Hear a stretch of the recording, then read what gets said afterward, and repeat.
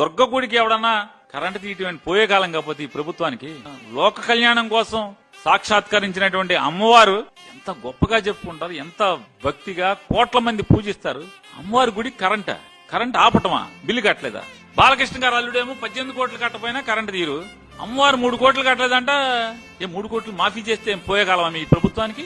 ఎన్ని మాఫీ చేస్తున్నారు? ఎకరం 50 కోట్లు 60 కోట్లు చేసే పొలాన్ని 90 పైసలకి 99 పైసలకి ₹10 ఇస్తున్నారు. మీరు అమ్మవారి గుడికి కరెంట్ ఏమైనా ఉచితంగా ఇస్తే మీకు పోయే కాలమా? మా హిందూయిజం మా సనాతనం అంటారు, మెట్లు కడుగుతారు. ఇవన్నీ పోయే కాలం బుద్ధులు.